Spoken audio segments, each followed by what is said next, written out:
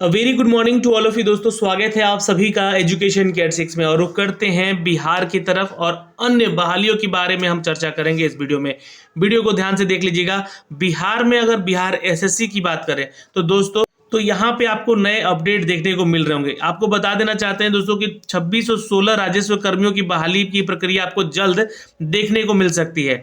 अब ये क्या नई बहाली की प्रक्रिया है? तो नहीं, मैं आपको पहले भी बता चुका हूं यहाँ पे कि दोस्तों 8463 पद सृजित किए गए थे राजस्व कर्मचारी विभाग की तरफ से, जिसमें की प्रक्रियाएं चल रही थी, इनकी नियुक्ति की प्रक्रियाएं चल रही थी, जिनमें से 4325 अभ्यर्थियों को यानी कि सिलेक्शन यहाँ पे कर्मियों की नियुक्ति हुई है इन गत वर्षों में।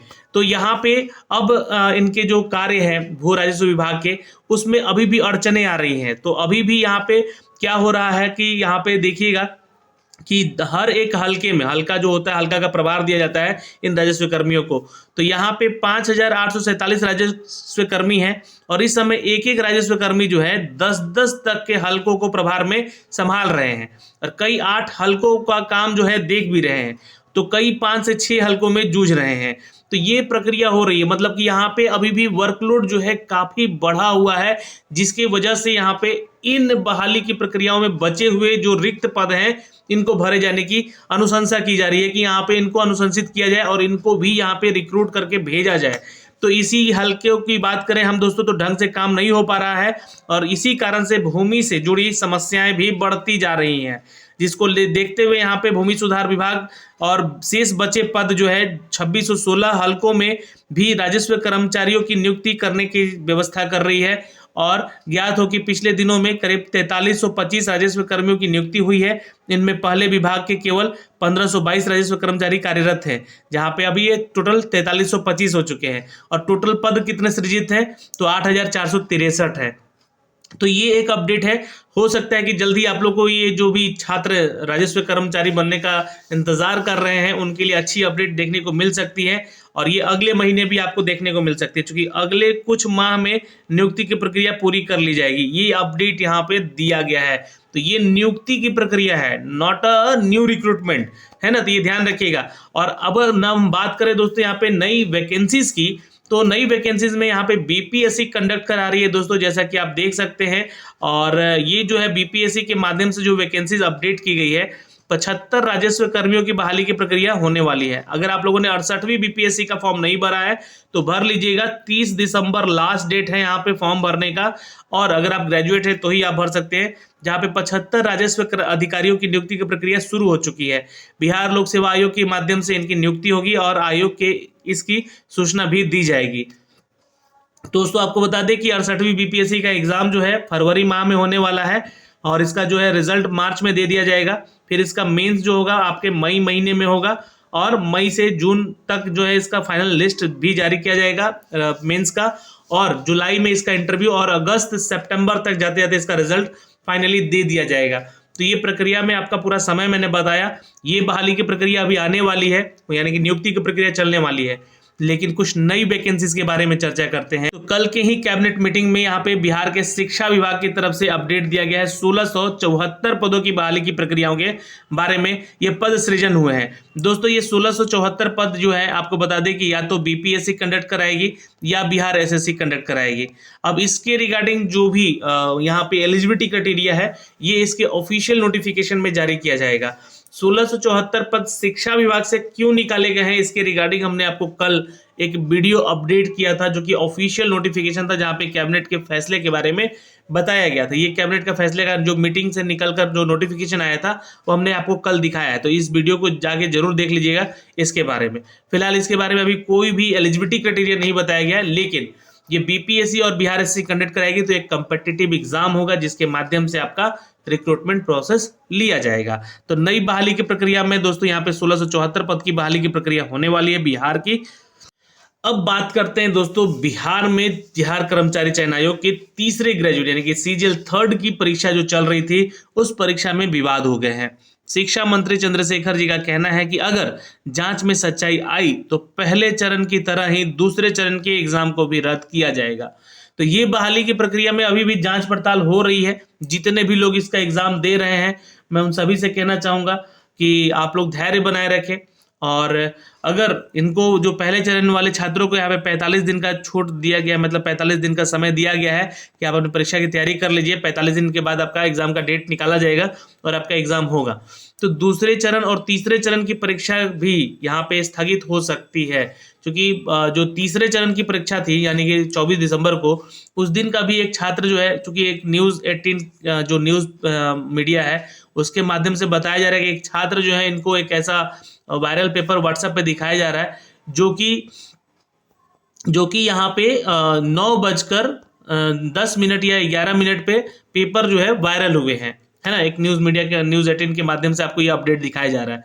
तो हो सकता है कि ये सारी चीज़ें सच हो और आयोग के पास और यहाँ पे सरकार के पास ये सारी चीज़ें पहुँचे। तो यहाँ पे जो शिक्षा मंत्री है हमारे, इन्होंने आश्वासन दिया है कि दूसरे चरण की परीक्षा भी अगर वायरल हुई है तो उसको हम लोग रद्द करेंगे। क्योंकि न्यूज़ 18 के जरिए अभी मिली जानकारी है, सरकार किसी को छोड़ने वाली नहीं है इस चीज़ को लेकर, और जो भी इसके पीछे होंगे उनके खिलाफ जांच की प्रक्रिया करवाई जा रही है। शिक्षा मंत्री ने कहा है कि छोटी या बड़ी मछली हो, बचेंगे नहीं। साथ ही बताया कि अगर जांच की सच्चाई निकली तो जैसे पहले चरण की परीक्षा हुई है रद्द, उसी तरह दूसरे चरण की परीक्षा को भी हम लोग रद्द कर सकते हैं। तो देखिए, बिल्कुल एक तो बात सत्य है यहाँ पे कि जो भी बहाली की प्रक्रियाएं चल रही हैं, अगर यहाँ पे मौका मिल रहा है उन छात्रों को कि मतलब जो पहले शिफ्ट में है थे उनके भी पेपर लीक हुए, दूसरे शिफ्ट वालों का भी लीक हुआ है और तीसरे शिफ्ट वालों का लीक हुआ है, तो सबके साथ यहाँ पे पारदर्शी बरता जाए। पहली चीज तो ये यहाँ पे।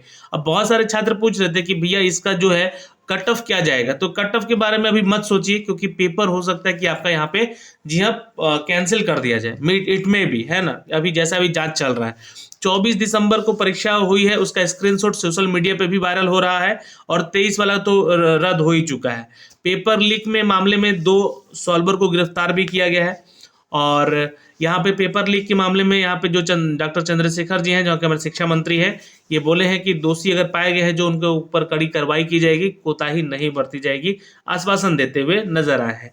तो ये एक अपडेट है दोस्तों यहाँ पे बिहार एसएससी सीजीएल को लेकर। और अगर आपके पास 45 दिन का समय है तैयारी करने का, तो आप हमारे साथ जुड़ सकते हैं YT एजुकेशन के चैनल पे, जहाँ पे आपको डेली एक टॉपिक वाइज टेस्ट भी और सब्जेक्ट वाइज चीज़ों को पढ़ाया जा रहा है। तो आप उसको देखें, पढ़ें, समझें और आगे बढ़ें।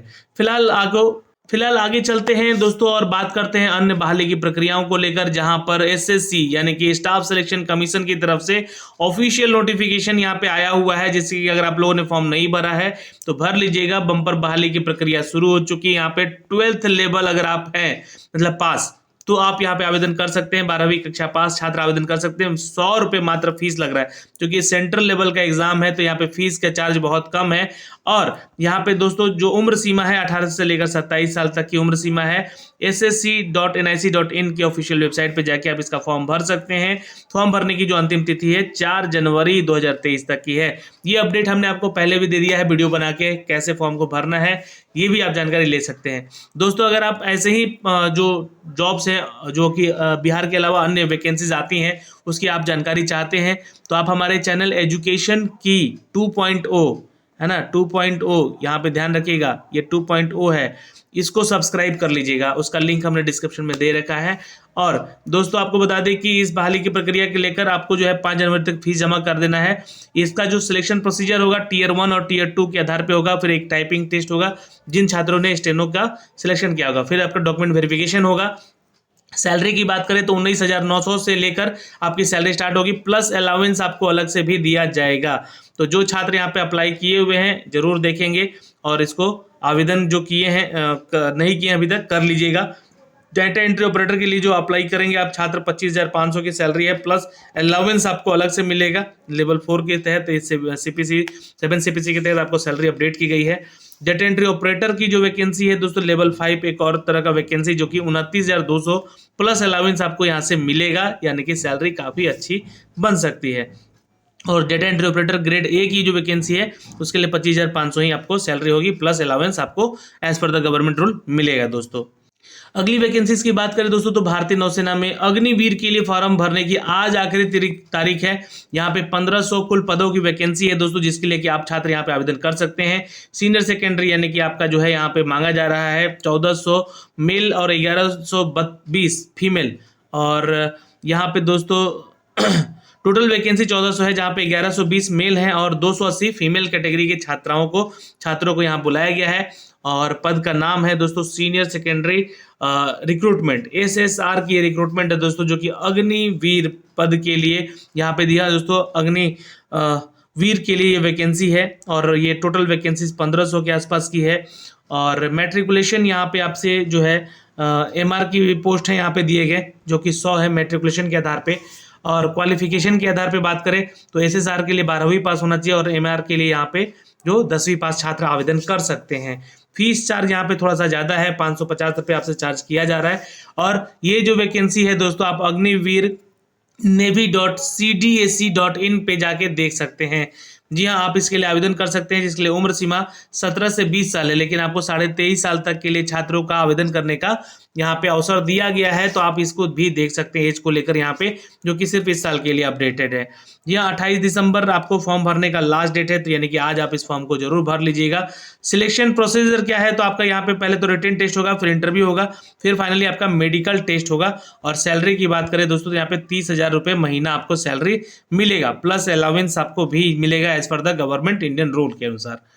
बड़ी वैकेंसियों में बात करें दोस्तों, यहाँ पे तो 106 पदों की दिल्ली यूनिवर्सिटी की तरफ से वैकेंसी आई है दोस्तों। कॉलेज नेम है श्यामलाल कॉलेज, जी हाँ, दिल्ली यूनिवर्सिटी के तहत आती है। क्वालिफिकेशन यहाँ पे मांगा गया है आपसे दोस्तों पोस्ट ग्रेजुएशन, जो कि 55% मार्क्स के साथ आपको चाहिए। इसका सारा जानकारी आपको इसके ऑफिशियल वेबसाइट पे देखने को मिल जाएगा।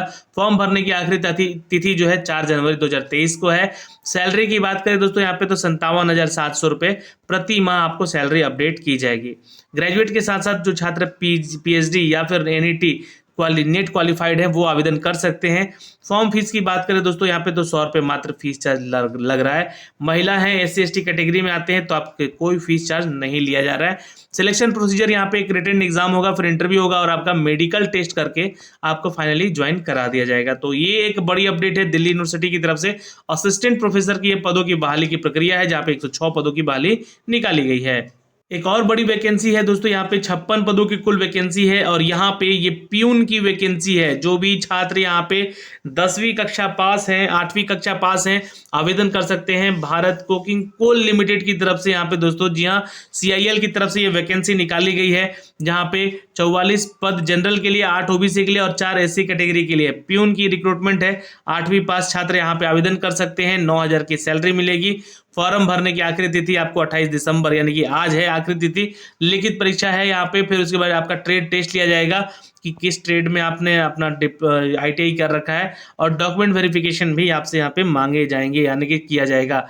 45 साल तक के लिए उम्र सीमा है और जो भी छात्र आवेदन करना चाहते हैं उनके लिए कोई फीस चार्ज नहीं लिया जा रहा है। तो आप जा सकते हैं bcclweb.in के ऑफिशियल वेबसाइट पे, यहाँ से जाके आप प्यून की इस 56 पदों की बहाली की प्रक्रियाओं के बारे में जानें और इसके लिए आप आवेदन जरूर कर लें। दोस्तों एक वैकेंसी और है जिसका अपडेट आपके लिए जानना जरूरी है। ये वैकेंसी ज़्यादा तो नहीं है, लेकिन 10 पदों की वैकेंसी है। अगर हम बात करें दोस्तों, तो यहाँ पे SC/ST वाले छात्र बिल्कुल फ्री में आवेदन कर सकते हैं, लेकिन जनरल कैटेगरी के छात्रों के लिए 100 रुपये फीस चार्ज यहाँ से रखा गया है। सैलरी की बात करें तो 56,000 से लेकर आपकी सैलरी शुरुआत हो सकती है। और इसमें सिलेक्शन प्रोसीजर जो होगा आपका, जी हाँ, सीधे इंटरव्यू है। 30 से 35 साल एज क्राइटेरिया है।